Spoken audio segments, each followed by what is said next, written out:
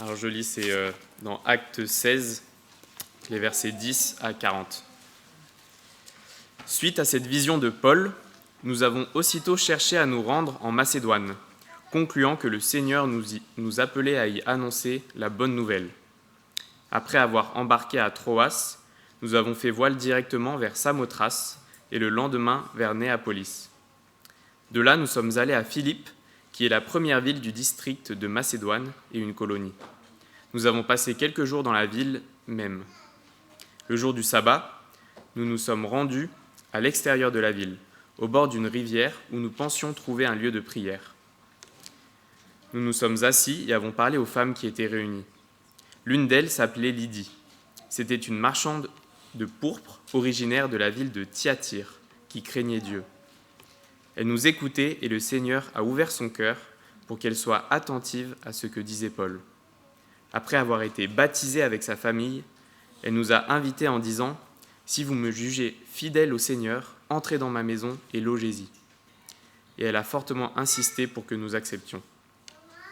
Alors que nous nous rendions au lieu de prière, une jeune esclave qui avait un esprit de divination est venue à notre rencontre. Par ses prédictions, elle procurait un grand profit à ses maîtres. Elle s'est mise à nous suivre, Paul et nous, en criant « Ces hommes sont les serviteurs du Dieu Très-Haut et ils nous annoncent le chemin du salut. » Elle a fait cela pendant plusieurs jours. Paul, agacé, s'est retourné et a dit à l'esprit « Je t'ordonne au nom de Jésus-Christ de sortir d'elle. » Il est sorti au moment même. Quand les maîtres de la servante ont vu disparaître l'espoir de leur gain, ils se sont emparés de Paul et Silas et les ont traînés sur la place publique devant les magistrats. Ils les ont présentés aux juges en disant « Ces hommes sèment le trouble dans notre ville. Ce sont des Juifs et ils annoncent des coutumes qu'il ne nous est pas permis d'accepter, ni de suivre, à nous qui sommes Romains. » La foule s'est aussi soulevée contre eux, et les juges ont fait arracher leurs vêtements et ont ordonné qu'on les batte à coups de fouet. Après les avoir roués de coups, ils les ont jetés en prison, en recommandant aux gardiens de la prison de les surveiller de près. Face à une telle consigne, le gardien les a jetés dans la prison intérieure et a emprisonné leurs pieds dans les entraves. Vers le milieu de la nuit, Paul et Silas priaient et chantaient les louanges de Dieu, et les prisonniers les écoutaient. Tout à coup, il y a eu un tremblement de terre si violent que les fondations de la prison ont été ébranlées. Toutes les portes se sont immédiatement ouvertes et les liens de tous les prisonniers ont été détachés. Lorsque le gardien de la prison s'est réveillé et a vu les portes de la prison ouvertes, il a tiré son épée, prêt à se tuer car il croyait que les prisonniers s'étaient enfuis. Mais Paul a crié d'une voix forte « Ne te fais pas de mal, car nous sommes tous ici. » Alors le gardien a demandé de la lumière, est entré précipitamment et s'est jeté tout tremblant aux pieds de Paul et de Silas. Il les a fait sortir et a dit « Seigneur, que faut-il pour que je fasse pour être sauvé ?» Paul et Silas ont répondu « Crois au Seigneur Jésus et tu seras sauvé, toi et ta famille. » Et ils lui ont annoncé la parole du Seigneur ainsi qu'à tous ceux qui étaient dans sa maison. À cette heure-là de la nuit, le gardien les a emmenés pour laver leurs plaies. Il a immédiatement été baptisé, lui et tous les siens. Après les avoir conduits chez lui, il leur a servi à manger. Il se réjouissait avec toute sa famille d'avoir cru en Dieu. Quand il a fait jour, les juges ont envoyé leurs agents dire au gardien de la prison « Relâche ces hommes !» Le gardien a rapporté ces paroles à Paul. Les juges ont fait dire de vous relâcher. Sortez donc maintenant et partez dans la paix. Mais Paul a dit aux agents « Après nous avoir fait battre en public et sans jugement, alors que nous sommes Romains, ils nous ont jetés en prison. Et maintenant, ils nous feraient sortir en secret ? Il n'en est pas question. Qu'ils viennent eux-mêmes nous remettre en liberté. » Les agents ont rapporté ces paroles aux juges, qui ont été effrayés en apprenant que Paul et Silas étaient Romains. Ils sont venus leur présenter des excuses et les ont libérés en leur demandant de quitter la ville. Une fois sortis de la prison, ils sont entrés chez Lydie et, après avoir vu et encouragé les frères et sœurs, ils sont partis.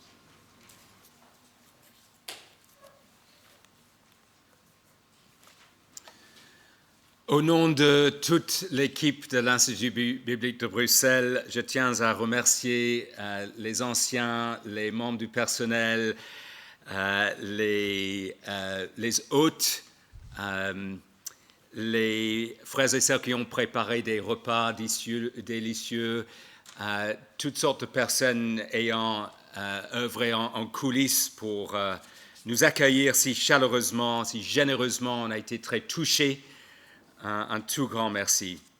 Et nous remercions Dieu pour le privilège que cela représente d'être en collaboration dans l'œuvre de l'Évangile avec vous. Nous avons pris plaisir à parler de Jésus-Christ avec toutes sortes de Berriacois, de Trébéens, de Carcassonnais, entre autres. Et pour les personnes dans cette salle qui ne font pas partie de l'Église et qui ont été invités à cette rencontre particulière, nous sommes ravis que vous soyez présents et vous allez vite comprendre l'importance de Jésus-Christ pour ta vie. Si je peux tutoyer tout le monde pour la durée de cette prédication. Prions. Notre Dieu, notre Père, nous te remercions de ce que ta parole est agissante en nous qui croyons. Et nous te demandons de nous montrer ce matin ta sagesse infiniment variée en sauvant et en rassemblant une diversité de personnes. Donne-nous de nous prosterner devant toi en conséquence.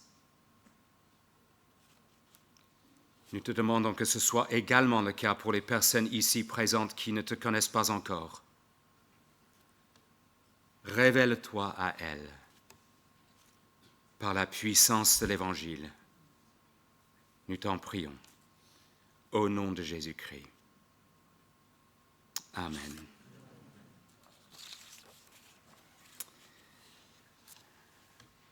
Nous voici au début des années 50 après Jésus-Christ. Il y a 20 ans, Jésus est mort sur la croix pour apporter le pardon des fautes. Et 2 jours plus tard, il est ressuscité d'entre les morts.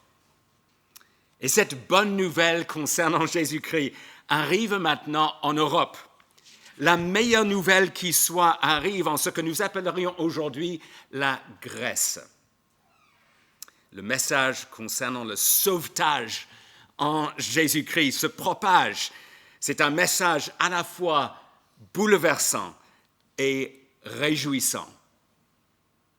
Il est possible d'être sauvé face au jugement que la rébellion contre Dieu entraîne. Ce sauvetage, ce salut vient pour toute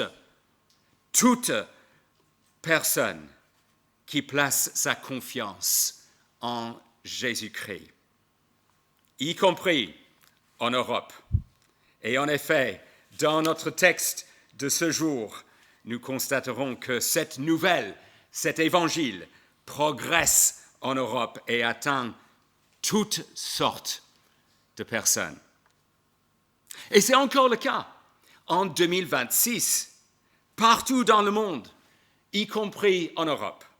L'évangile, la bonne nouvelle, progresse, porte des fruits, atteint toutes sortes de personnes. Et grâce à cette portion de la Bible que vous trouvez sur le feuillet, nous serons témoins de la mise sur pied de la première Église en Europe, dans l'actuelle Grèce, dans une ville qui s'appelle Philippe. Et pourtant, attention, ce n'est pas parce que quelque chose nous est rapporté dans un récit que nous devrions nous attendre à ce que tout se déroule de façon identique en 2026. Dans notre passage, nous avons affaire à une période charnière de l'histoire du sauvetage orchestré par Dieu, une période qui ne sera pas répétée. Nous avons affaire à un apôtre mis à part par Dieu pour un rôle particulier et habilité à faire des miracles. Nous avons affaire à des compagnons d'apôtres nous ne sommes pas non plus équivalents à cela. Nous avons affaire à des miracles dont les portes de la prison qui s'ouvrent grâce à un tremblement de terre. Dieu n'est pas moins puissant en 2026 pour opérer de tels miracles, mais le Nouveau Testament nous ordonne de nous souvenir de nos frères et sœurs prisonniers, mais pas de prier afin que des portes de prison s'ouvrent miraculeusement grâce à un tremblement de terre. Il n'en reste pas moins que notre texte contient plusieurs réalités qui sont encore la norme aujourd'hui. Encore aujourd'hui, Dieu orchestre les progrès de l'Évangile. Encore aujourd'hui, cela passe par l'annonce de cette bonne nouvelle faite par des croyants en Jésus-Christ. Encore aujourd'hui, on peut s'attendre à de l'opposition lorsqu'on annonce l'Évangile. Et cette semaine, il y a eu des personnes qui n'ont pas du tout apprécié notre démarche à Carcassonne et aux environs. Et encore aujourd'hui, cet Évangile atteint toutes sortes de personnes, voire bouleverse et réjouit la vie de toutes sortes de personnes. Et le bilan de l'œuvre de l'Évangile dans cette ville de Philippe, c'est cette première église en Europe. Alerte spoiler. Je vais vous montrer dès maintenant l'aboutissement des progrès de l'Évangile dans cette ville, le résultat, le bilan. Il s'agit de la dernière phrase de notre passage, là où il est marqué 40 en bas au verso. Vous voyez là la dernière phrase, 40 en bas au verso. Une fois sortis de la prison, ils sont entrés chez Lydie et après avoir vu et encouragé les frères et sœurs, ils sont partis. Des personnes devenues chrétiennes, des frères et sœurs en Christ qui se réunissent dans la maison d'une certaine Lydie. Qui sont ces frères et sœurs? Nous ne connaissons pas le nombre total de ces jeunes croyants dans cette nouvelle Église. L'écrivain Luc, celui donc qui livre ce récit, n'a pas pour but d'attirer l'attention sur le nombre de convertis, mais sur la variété des convertis. En effet, il braque les projecteurs sur 3 personnages contrastés. D'abord, considérons ensemble une femme d'affaires intercontinentale. Une femme d'affaires intercontinentale. Lisons là où il est marqué 12, donc recto en haut, numéro 12. De là, nous sommes allés à Philippe, qui est la première ville du district de Macédoine et une colonie. Nous avons passé quelques jours dans la ville même. Une colonie romaine. Donc il faudrait penser à une communauté romaine, mais à l'étranger, en Macédoine, en Grèce actuelle. Pour comprendre la notion d'une colonie, peut-être que ça aiderait de penser au JO à Paris en 2024, et en particulier au village olympique. Une sorte de colonie temporaire, ce village olympique. Mais pour comprendre ce qui est en cause dans notre texte, il ne faudrait pas avoir en tête un groupe international, mais un groupe issu d'un seul pays qui établit sa propre communauté à l'étranger.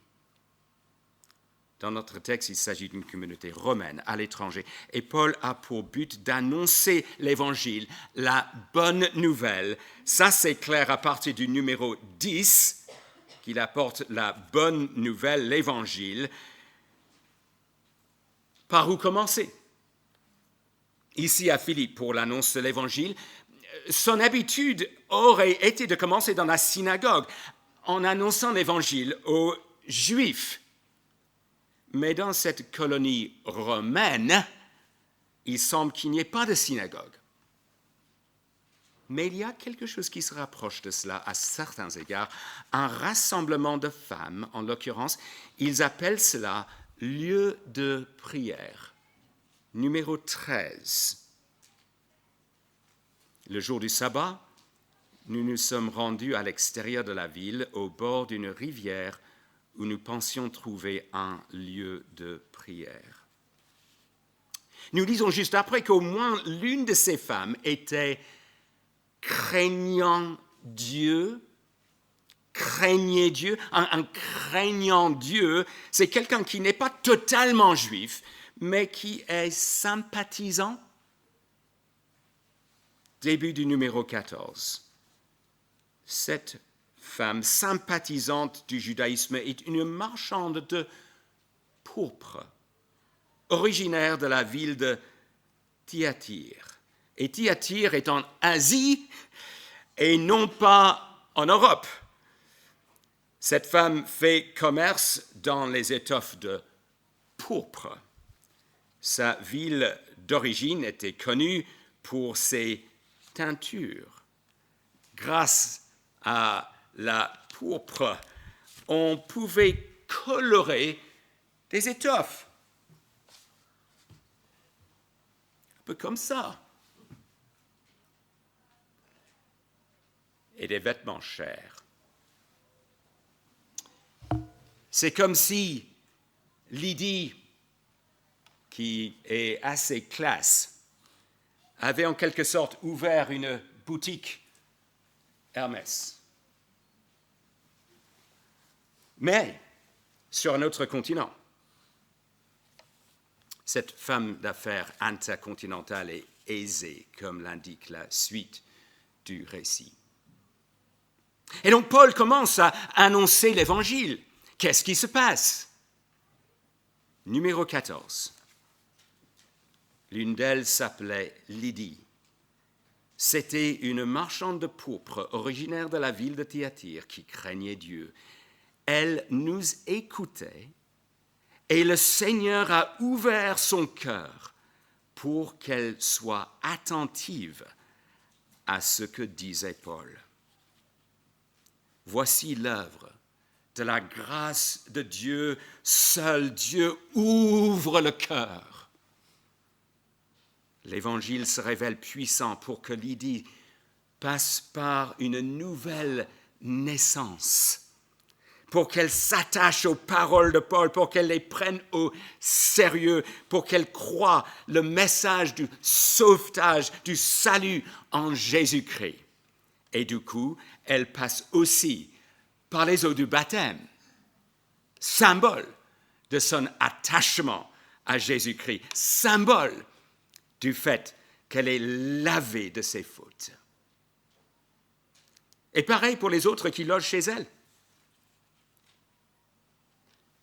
Est-ce que je peux mettre en évidence ce qui est en cause ici?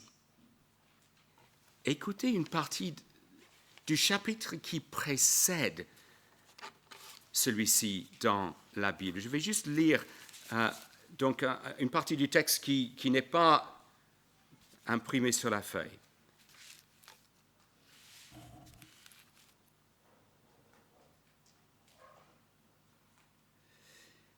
Dieu a fait un choix parmi nous. Il a décidé que les non-juifs entendraient par ma bouche la parole de l'Évangile et croiraient.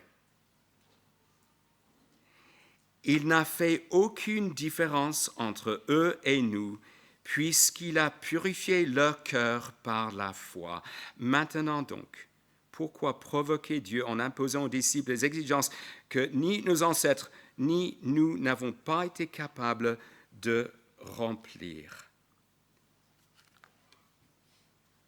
C'est par la grâce du Seigneur Jésus que nous sommes sauvés, tout comme eux. l'Évangile est puissant pour le salut de toutes sortes de personnes, y compris cette non-juive mais sympathisante du judaïsme, commerçante de produits de luxe, aisée. Et une fois son cœur ouvert, elle a à cœur d'ouvrir sa maison.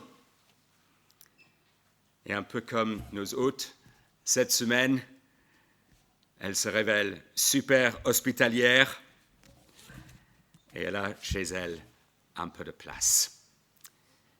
Elle a déjà des personnes qui logent chez elle et en plus, elle invite Paul et ses compagnons à être également hébergés chez elle. Et puisque j'ai déjà spoilé la suite, je peux vous dire aussi que cette même Lydie a suffisamment de place dans sa maison pour accueillir l'Église. À ce moment-là, donc, les parallèles avec nos hôtes de cette semaine commencent à être moins convaincants, au regard de la taille de cette Église en tout cas. Zoom maintenant sur la deuxième personne, une jeune esclave. Une jeune esclave. Elle est aux antipodes de Lydie. Il est vrai que cette deuxième personne gagne beaucoup d'argent, mais pas pour elle-même. Cet argent va directement dans la poche de ses maîtres. Lisons le numéro 16. Alors que nous nous rendions au lieu de prière, une jeune esclave qui avait un esprit de divination est venue à notre rencontre. Nous sommes en présence d'une esclave qui est sous l'emprise d'un mauvais esprit et même la porte-parole de ce mauvais esprit. De même que dans les biographies de Jésus dans la Bible, des démons peuvent dire vrai, de même ici, numéro 17, cette femme crie. Ces hommes sont les serviteurs du Dieu très haut et ils nous annoncent le chemin du salut. Il continue comme cela pendant plusieurs jours jusqu'au moment où Paul dit à l'Esprit: « Je t'ordonne au nom de Jésus-Christ de sortir d'elle. » Seul le nom de Jésus-Christ la délivre. On lit à la fin du numéro 18, il est sorti au moment même. Alors, il n'est pas précisé que cette femme est devenue chrétienne en tant que telle, ni qu'elle est passée par les eaux du baptême. Mais elle a entendu le message du salut, du sauvetage, et Jésus-Christ l'a libérée de ce mauvais esprit. Nous sommes probablement censés comprendre qu'elle est devenue disciple de Jésus-Christ. Ailleurs dans ce livre, le nom de Jésus est puissant à la fois pour guérir et pour sauver. Quoi qu'il en soit, Luc, le narrateur, veut que nous nous focalisions sur autre chose. À ce stade, la transformation chez cette jeune femme est tellement radicale que ses maîtres savent que son ancienne vie est finie. Et cela veut dire qu'elle ne gagnera plus d'argent pour eux. L'esprit est parti et la possibilité de s'enrichir au moyen de cette jeune femme est également partie. En fait, les maîtres sont furax, au point de s'emparer de Paul et de son collègue Silas, de les traîner sur la place publique devant les magistrats et de dénoncer leurs activités. Sur quelle base ? Oh, parce que les coutumes annoncées par Paul seraient inacceptables dans une ville romaine. Merci de relever surtout la fin du numéro 20. Ce sont des Juifs. Cela frise le racisme, n'est-ce pas? Et ils sont certainement victimes d'injustice. Paul et Silas n'ont pas l'occasion de se défendre, ni même d'expliquer que paradoxalement, eux aussi sont des Romains. Et les épreuves par lesquelles ils passent ne sont pas finies. Lisons en bas à partir du numéro 22. La foule s'est aussi soulevée contre eux et les juges ont fait arracher leurs vêtements et ordonné qu'on les batte à coups de fouet après les avoir roués de coups. Ils les ont jetés en prison en recommandant aux gardiens de la prison de les surveiller de près. Face à une telle consigne, le gardien les a jetés dans la prison intérieure et a emprisonné leurs pieds dans des entraves. Et cela nous amène au troisième personnage, un gardien de prison.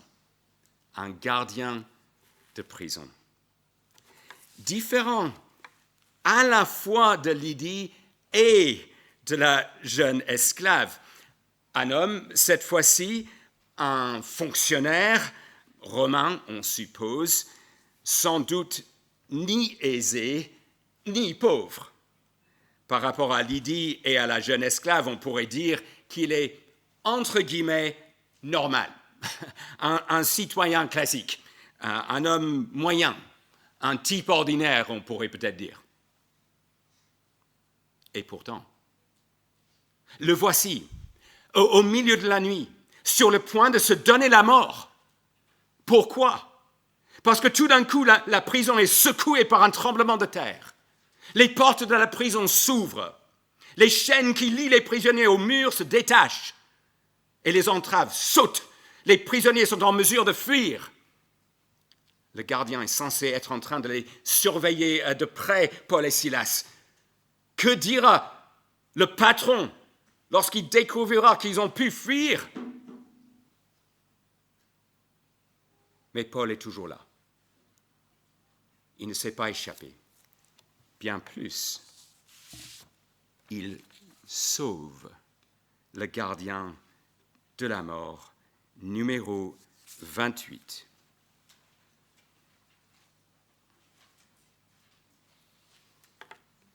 Mais Paul a crié d'une voix forte, « Ne te fais pas de mal, car nous sommes tous ici !» Et Paul sauve le gardien de la mort une seconde fois. Parce que le gardien a vraisemblablement entendu Paul et Silas chanter les louanges de Dieu. Ça, c'était la phrase 25. Et ce gardien doit avoir perçu qu'il faut absolument être sauvé dans un sens plus profond, sauvé au final de la condamnation éternelle. Ce sauvetage-là n'est possible qu'en plaçant sa confiance en Jésus-Christ. Et cet acte de croire, cette confiance, cette foi suffit. Numéro 30. Seigneur, que faut-il que je fasse pour être sauvé?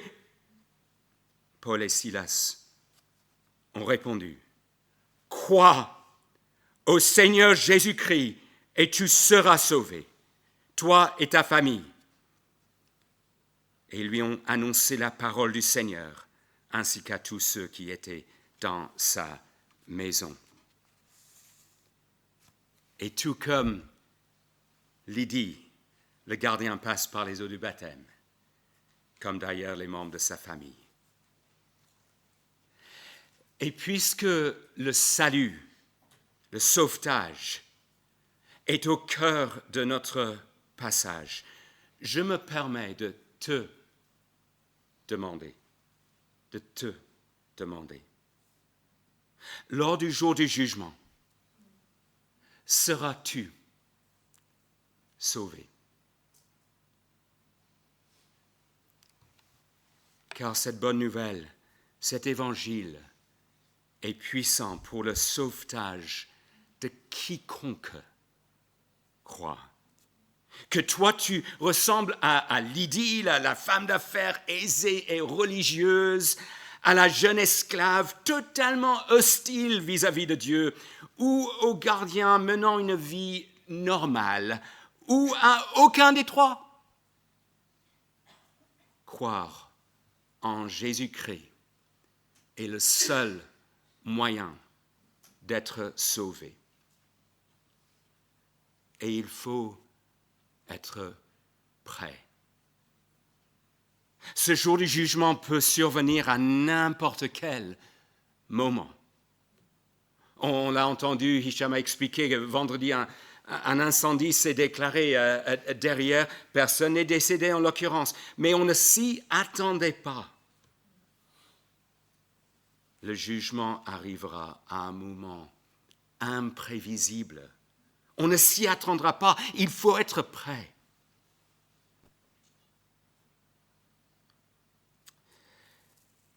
Moi, je suis d'origine irlandaise, mais presque toute ma vie, j'ai eu l'habitude de voyager près de Glasgow, en Écosse, auprès de mon oncle et ma tante. Une église là-bas, à Glasgow, est nommée d'après un pasteur décédé lorsqu'en 1912, le Titanic a fait naufrage. Ce pasteur, John Harper, avait très bien compris la différence entre être sauvé de la mort physique et être sauvé de la mort éternelle, de l'enfer. Lorsque le navire a commencé à couler, selon des témoignages oculaires, Harper a donné son propre gilet de sauvetage à un autre passager, parce que lui avait déjà le sauvetage éternel. Et il a parcouru le navire et plus tard les eaux glacées en appelant les gens « Crois au Seigneur Jésus-Christ et tu seras sauvé ». Comme dans notre texte. On ne sait pas combien de personnes perdues physiquement ont pourtant été sauvées éternellement grâce à l'annonce de la bonne nouvelle concernant Jésus. Cette annonce faite par Harper en 1912, au milieu de cette tragédie. Quelque chose nous a attristés cette semaine. C'est le nombre de personnes qui ont estimé qu'elles n'ont pas besoin de ce sauvetage. Ah non, ça ne me concerne pas, nous avons entendu. Ça ne m'intéresse pas. Je ne pense jamais à ce genre de choses. Non. Jésus-Christ, non, merci. Quelqu'un a même dit, je n'ai pas le temps. Je passe beaucoup de temps au PMU. Certaines personnes ont même affirmé que la perspective du jugement ne les troublait pas. Non, mais moi je fais de mon mieux. Que personne dans cette salle ne se berce ainsi d'illusions. Rien qu'une pensée impure ou amère, et c'est fini. À moins d'avoir aimé Dieu de tout ton cœur, de toute ton âme, de toute ta pensée, de toute ta force. À moins d'avoir régulièrement aimé ton prochain comme toi-même. Tu as besoin du gilet de sauvetage. Tu as besoin du salut qui ne vient qu'en plaçant sa confiance en Jésus-Christ. Crois au Seigneur Jésus-Christ et tu seras sauvé.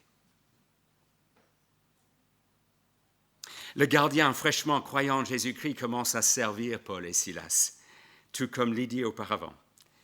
Il y a beaucoup de joie dans son foyer. Paul a l'occasion de mettre les pendules à l'heure concernant son identité romaine, et les magistrats présentent même leurs excuses pour le fait d'avoir traité injustement Paul et Silas. Mais l'identité qui prime dans notre passage et qui prend le pas sur toute autre identité possible, c'est l'identité qu'on a lorsqu'on est bénéficiaire du sauvetage, du salut en Jésus-Christ. Une femme d'affaires intercontinentale et aisée, et les autres de son foyer. Une jeune esclave, un gardien de prison et les membres de sa famille sont entre autres dans cette première Église européenne des frères et sœurs en Christ. Et dans sa sagesse infinie, Dieu est encore à l'œuvre en 2026, en train de sauver et de rassembler toutes sortes de personnes, y compris des équivalents de Lydie, de la jeune esclave et du gardien de prison. Sur le terrain, cette semaine, nous avons croisé une belle variété de personnes comme cela, à qui nous avons pu annoncer cette bonne nouvelle, l'Évangile. Plaise à Dieu qu'un bon nombre finissent par être sauvés et rassemblés, peut-être même accueillis au sein de cette Église. Et déjà, cette Église comporte une bonne diversité de personnes, voire parfois des personnes contrastées en matière de nationalité, de langue, d'arrière-plan, de particularités culturelles, de couche sociale, de métier, de salaire, d'âge, de style. 26 nationalités représentées dans cette communauté. Regardez autour de vous. Avez-vous l'habitude de croiser ce type de variété dans d'autres domaines?